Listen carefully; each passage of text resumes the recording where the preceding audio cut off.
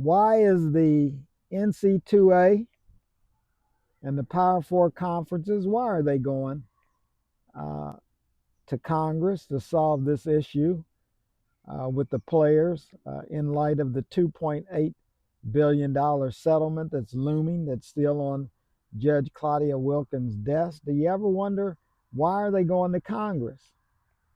Well, let's just take it apart.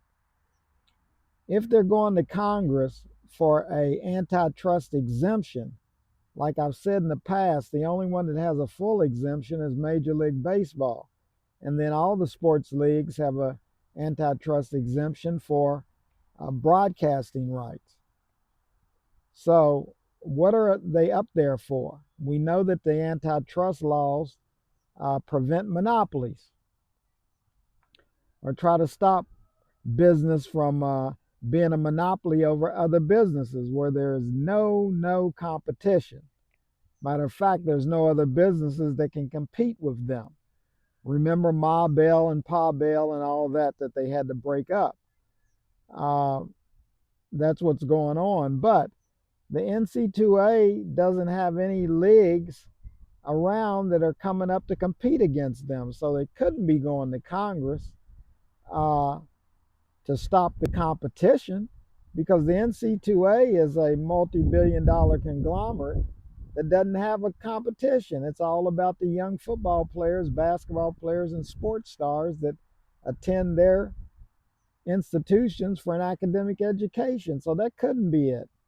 So the only thing I could think of was, why are they up there? Well, they're going up there to try to get Congress to act on unfettered free agency for the sports stars, the football players and the basketball players, their ability to move from school to school. Well, if you ever went to college or went to any other school, people had the freedom to move from place to place. So I just don't think Congress is the place to have a discussion on what's going on in NC2A football, especially in basketball. And for all the coaches that are going up there, I think that's out of bounds as well, because a lot of them did not advocate for the players to get paid in the first place. And who's going up there, by the way, for the players? You know, the lawyers that seem to be representing them in this looming settlement, they're being paid by the NC2A and the Power Four conferences, I would assume, $775 million over a 10-year period. That's 70-something million a year that the attorneys are going to make off of this deal. So I just wonder what's going on. But I don't think Congress is the place upon which to settle this matter. It just is not. And like I said, the coaches should stay put and stay out of it. And so we're talking about personal rights for the student athletes.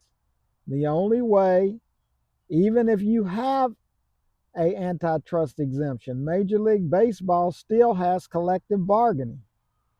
National Hockey League has collective bargaining. The NBA has collective bargaining, and certainly the NFL has collective bargaining. It's about labor relations. You got a labor problem. The NC2A has a labor problem.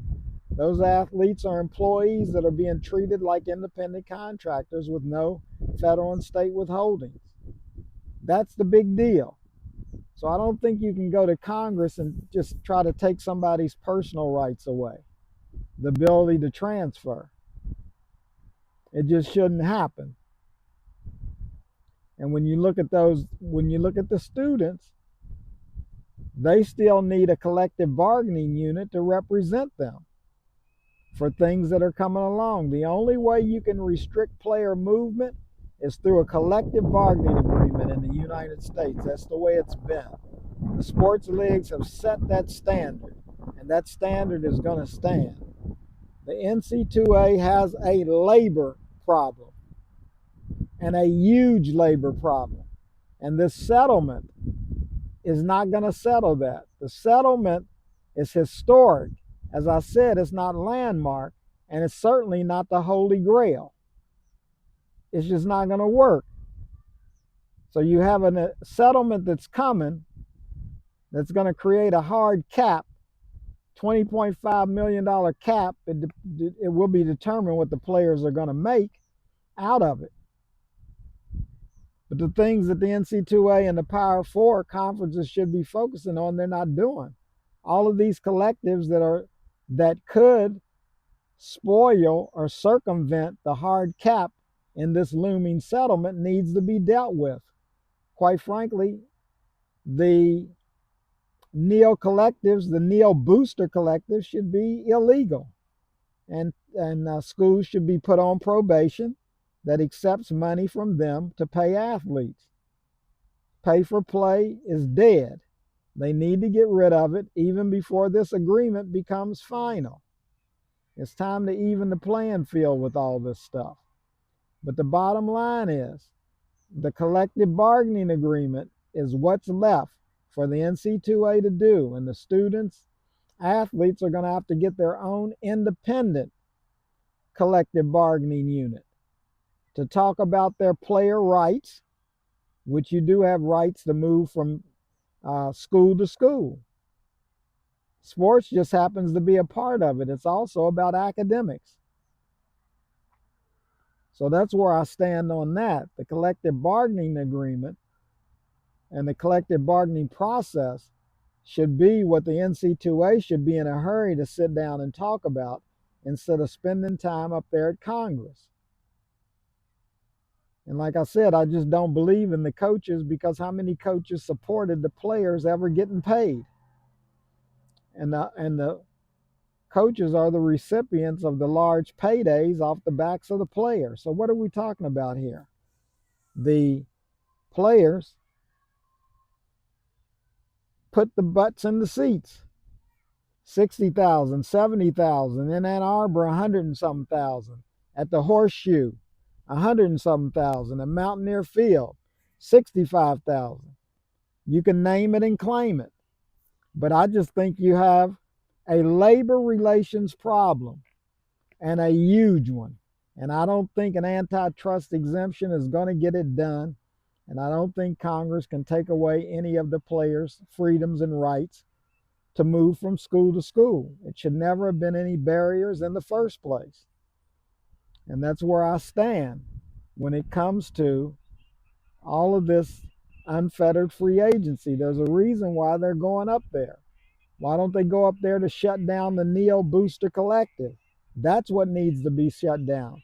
Use that money to have payroll administrators to help the athletes have withholdings and things with regard to their income or their wages, even though they're calling them 1099 income.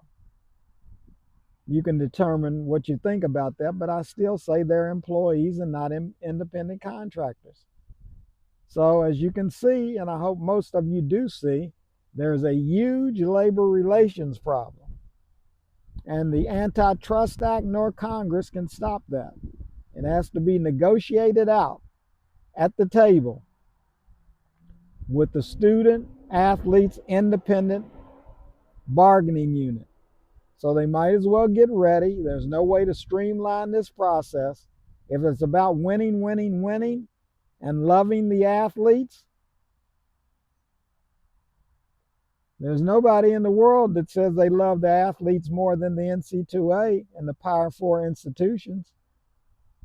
They're supposed to be for the players. So why not take the players up there to Congress with you? See, a lot of this stuff doesn't make sense. It's about the dollars. It's about making money.